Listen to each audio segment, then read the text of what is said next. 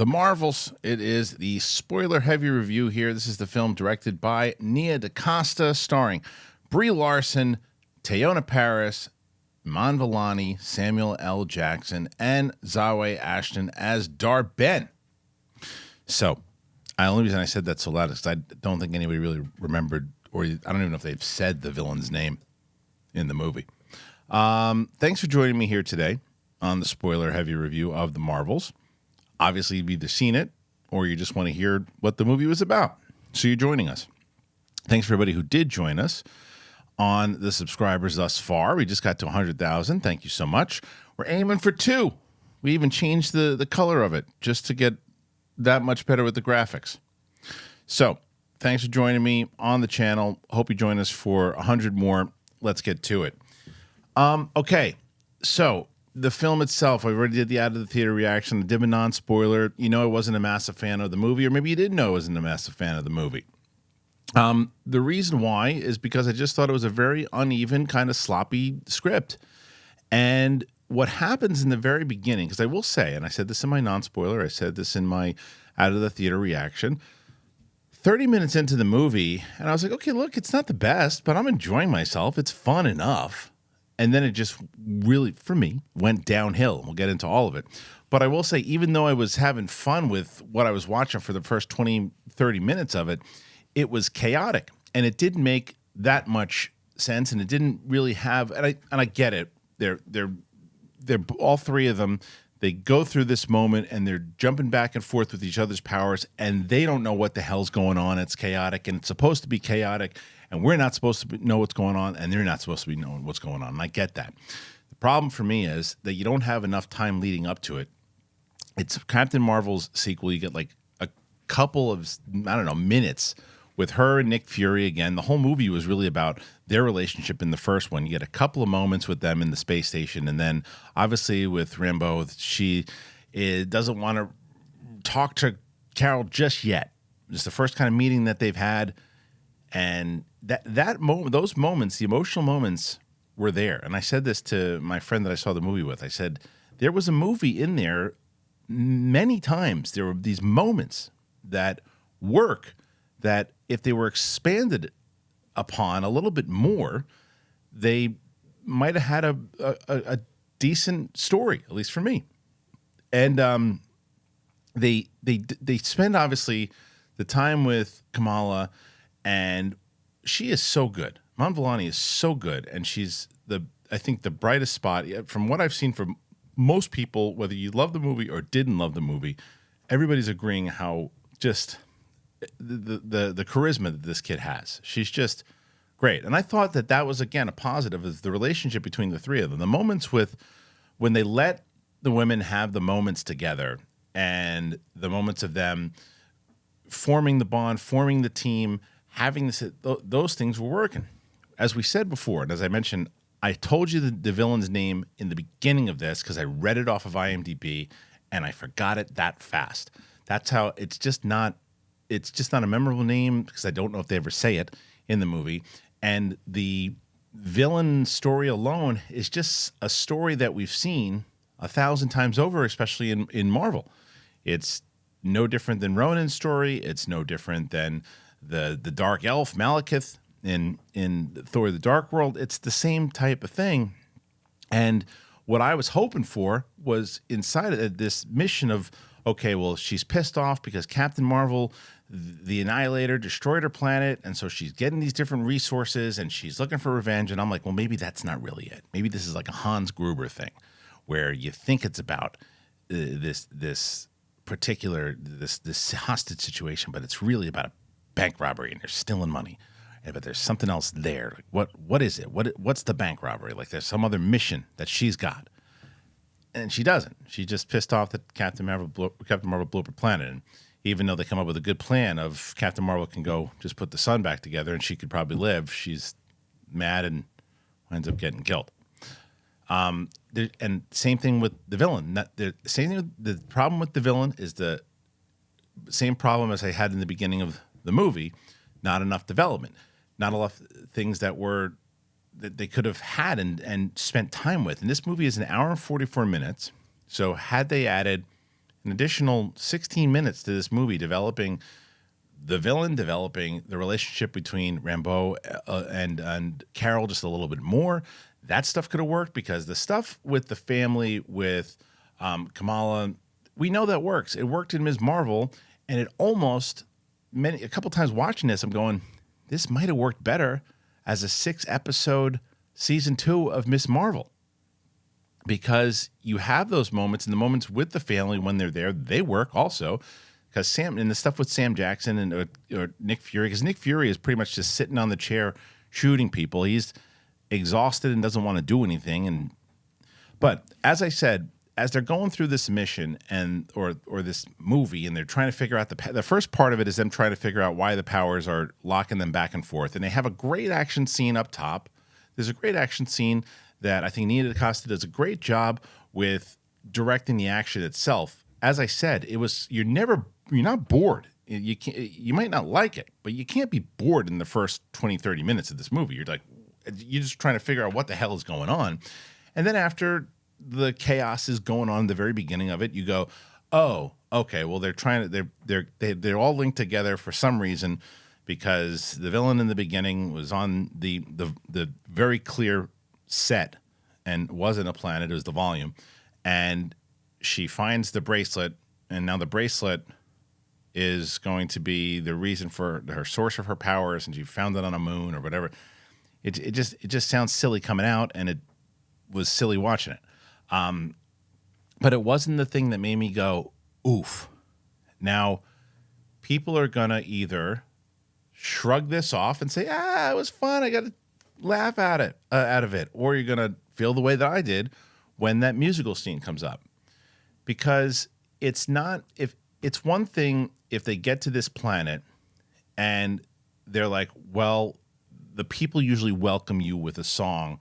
You can't interrupt the song itself. You got to let them sing it. Like this one particular song, like 7 of them sing a song. And if you interrupt it, we're going to be in trouble. And but instead it breaks out into a full musical number. It doesn't feel real. It feels like a bit, and it feels like Thor: Love and Thunder, and it just feels completely out of place, and it feels again like a bit. It doesn't feel like it actually.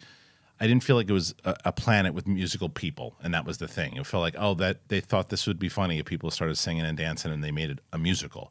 We've done everything. Marvel's done everything. Let's do a musical now. That's what it felt like. And from what I heard, how true it is, I don't know. But originally, the musical bit was supposed to be between 15 and 20 minutes, and they cut it down, and that's why it was 144. So that was a terrible decision. I liked the decision of the fact that Carol had a secret life there, and she was married to this dude. I think that there could have been an actual emotional story there that actually played into it, that instead of the goofiness, that they actually played with the idea that she had this other life, and while she was doing these other things, she did form relationships. She did form bonds with people, because she that's what we loved about her in the first movie, was that she was going there to she's a humanitarian. She's trying to take care of people, and she's trying to free worlds and do these different things. And she would fall in love, and she would have this, and that would have been an interesting dynamic if they played it in a way where it was serious and not like kind of like a goof. But the stuff that again does work was when, the heart of Ms. Marvel, as she is trying to save people, and they realize there's only so many of the Skrulls we're going to be able to, or Skrulls, excuse me. There's so many people we're going to be able to save here, and that is from the Skrulls part of it. It's all mixing together. And then that's the one part that they have to save, and then they go to the water planet. That was the other thing. This whole entire planet is filled by water. And then they can't just take some of the water and go back. Can we borrow some of your water? We need some water for the planet. I'm not going to take all of it. I'm going to take some of it. We don't need all of it. We just need some. And then I think at the very end of the movie, I think it's kind of a throwaway line that, oh yeah, we restored all the planets. How? How did that happen? So that's the one bit that really, that to me was like, okay, when that happened, the singing and the dancing bit, when that happened, it threw me out of it.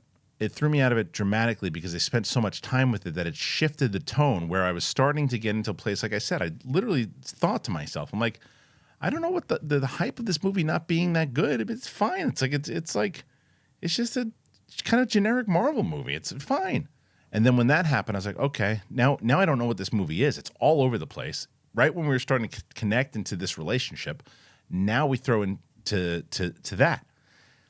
And then you settle out of it and you start to get, and then the villain comes back and they have to fight past it. And of course, she kind of gets the upper hand. They take the water and then they have to try to free everybody. And then the second bit happens and the cats now start eating everybody. And it's like, here's another bit. We liked what Goose did in the first one. They throw in out of nowhere, I guess it's like 45 minutes into the movie, they start showing the pink brain pods or whatever they are. And they're like, look at that. What's that for? Oh, that's going to be a setup for a bit later. It's like, it just comes out of nowhere. Like, oh, it's in the closet. What is it? Oh, it'll pay off in about 5 minutes when the cats start eating people. And you're like, well, it's like, pick one. Do you want the singing and the dancing bit or the cat bit? Because I think I could have just taken if it was just the cat bit, I would have been like, okay. I didn't love it, but I can see cat lovers are going to love the cat bit.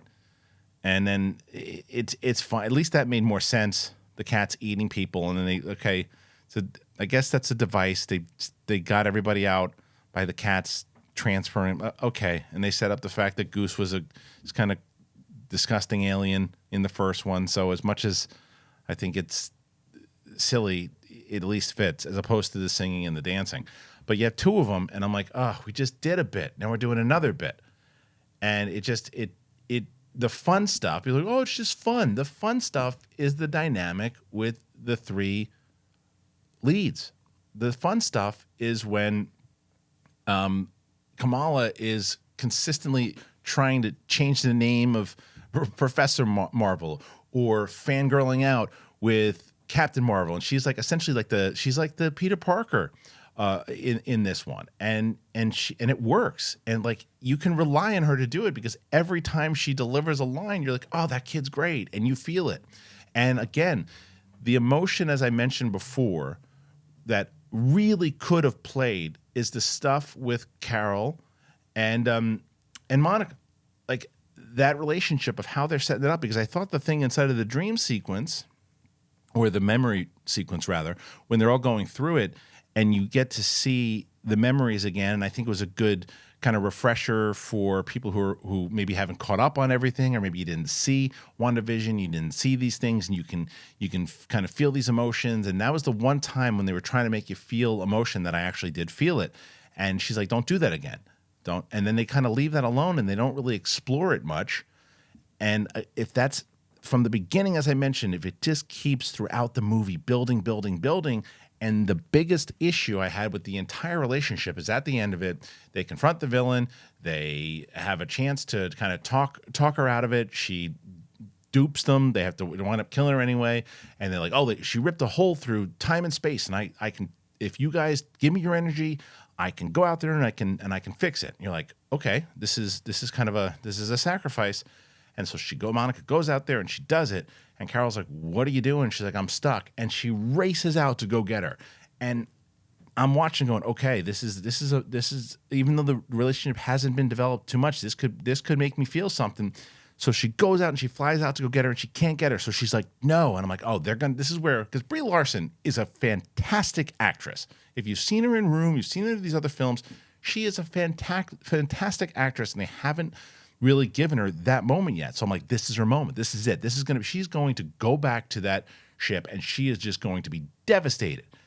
And I'm thinking she's going to break down, and then you're going to have that moment with her and Kamala, and Kamala is going to wind up having to comfort her because she's just not going to be able to control herself.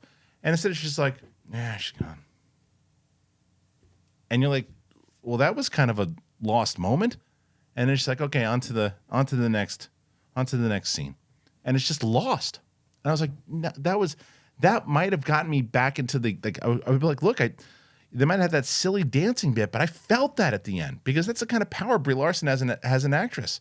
And I don't think she was given anything really to do in that scene, because then they move. And this is the other thing. This is a Pakistani family from New Jersey who has they have their religious ceremonies they go to in Jersey, as we've seen in the show. They have their whole family there. They have their business there. They have their friends there. And yes, everything got ruined in that fight. But then they just move to Louisiana. What?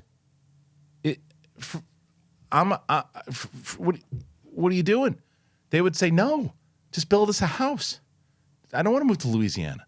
It's very nice that you have that house, but we're not moving to Louisiana. And they're just like, oh yeah, okay, cool. We're just picking up and leaving and moving to Louisiana. We're leaving all of our friends and family and everybody you met in season 1. Not even going to say anything to them. Just going to move to Louisiana into this house.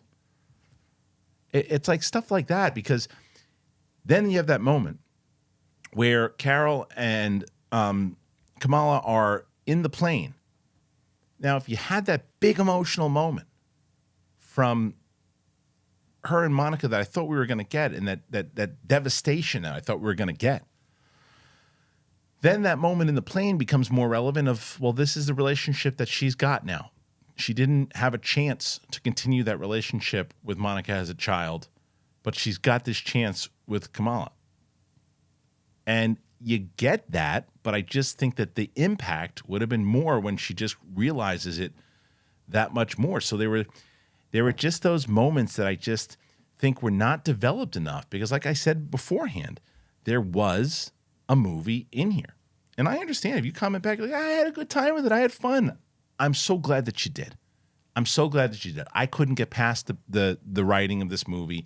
I couldn't get past some of the choices and the silly stuff, because if you would have just connected and you would have maybe after, I don't know, like I said, once I was really sucked out after the singing and the dancing, and then the way that it just kind of abruptly ended and didn't have that emotional moment. But nonetheless, the movie does end. But before we even get a post-credit scene, which I think it kind of could count as a post-credit scene, you get another great scene with Kamala where she now is basically just purposely ripping off the Nick Fury speech to recruit Kate Bishop, which I thought was a very charming scene. I thought it was a very funny scene. And again, it gave Manvolani the opportunity to just do what we love about her. And it was a funny scene. Both the, the last scene, or if you want to call it the first post-credit scene, whatever, both of them were relevant. And they weren't just kind of throwaway scenes. Like I was thinking about like the ant playing the drums. It's like it wasn't the ant playing the drums. They were both relevant. It was like, is this going to be the formation of the Young Avengers? They mention Scott's daughter. They mention that there's more people that they're going to kind of team up with. So who will it be? How are they going to do it? Is it going to be a show? Now, if this movie doesn't do very well, will they take the risk and go into doing a movie, or will they do like a Disney Plus show? Will they do a Disney Plus movie? Will they continue it? Will they bail on it? I don't know. I think they should continue it. I think it should be a Disney Plus series or a Disney Plus movie, personally. But I'm not sure. I'm very curious to hear your guys' thoughts on that one. But the one that everyone's talking about, obviously, is the mid-credit scene, and that's the introduction of the X-Men. And you get, even though I did not love the CGI on Beast, and I think that was, it did seem like maybe that was kind of, the rumors are that it was rushed to introduce the X-Men, and it wasn't originally the plan to put them in there. And maybe that's wrong, but that's kind of the rumor out there, is that that's what happened. And you could tell because the CGI on Beast wasn't fantastic. However, as I was mentioning the lack of the emotional moment that I felt was lacking with Monica and Carol, the emotional moment really came from Monica when she wakes up and thinks she sees her mom. And she's got a great scene there. Like that's the stuff that I was like, oh yeah, like you can tell, like how the casting was. It was very well done. It was very well done, and you could see that this was a moment where it, like everything that they kind of set up, even in that memory scene of how much that hurt. You felt that just with the line delivery, how like she thought her mom was gone. And then I thought the fact that, when she finds out her mom, it's not her mom. And then we get the reveal that Charles is waiting to find out if she's up. And we know that she's in another universe now. And we assume, especially if you've seen, I don't want to spoil Loki for you, but if you've seen Loki, the events of what's going on with Loki, this particular scene, and then carrying into eventually what Deadpool 3 is going to do, this starts to set up, I think, the pacing towards the Secret Wars and the, you know, whether it's going to, I don't know how they're going to, what they're going to do now with the multiverse saga, the Avengers movie. I don't know what they're going to do, but this does seem to start to lead into the actual through line of that. So I thought it was definitely very relevant and pushes you into, and it pushes you into a new phase for sure, or new, I guess more of a continuation of this multiverse that has been a bit sloppy. And with Loki, this scene, and then Deadpool 3, it starts to kind of tie together finally. But yeah, I think it's also because we're in a time where comic book movies have just been fairly subpar recently. And there've been movies that they're just not as special as they were before. And then when you've seen a movie a bunch of times over, and I will admit that the silliness for me, it doesn't play fun to me anymore. It plays silly, and it plays like I really responded to the Echo trailer, even though I wasn't excited for that show. And not that everything has to be so dark and serious, but when it doesn't take itself serious and it lets you know, oh, this is just a movie. Like the other movies, a lot of the Marvel movies, the Captain America didn't ever make you feel like it was a movie. Black Panther never made you feel like, oh, this is a movie. You know it's a movie when you're watching, you sit and you're shoving popcorn in your face. But like when people are singing and dancing and doing musical acts, you're like, oh, they're not really, this isn't supposed to be serious at all. Why am I taking this movie serious? And they're like, no, take it serious. Here, let's look at this relationship. That's the way that I took it. But I've seen tons of comments going, this is fun. Just you enjoy it. Have fun. And if you enjoyed it, God bless you. I didn't at all. But here we go. That was it. That was the review. Those were my thoughts, the spoiler thoughts on the movie itself. And it's a bummer because, like I said, I thought the chemistry between all three of the actresses was fantastic. I just wish they were in a better written film. And who knows what's going to happen here with the Marvels? It seems like the audience is digging it, though. I seem to be in the minority, although it does seem like the critics, I guess, now are like 62% or something. So hey, maybe the Marvels can make a comeback and do it now that the SAG strike is over. There's going to be some promotion happening, so we'll see. This one wasn't for me, but the question is, was it for you? And did I say anything inside of there? You're like, oh yeah, you know what? I agree with that. I see where you're coming from. Is there other stuff that you're like, well, you know what? I actually don't have a problem with that, and I'll tell you why. I'd love to have that conversation. That's what we encourage on this channel. Let's have a conversation.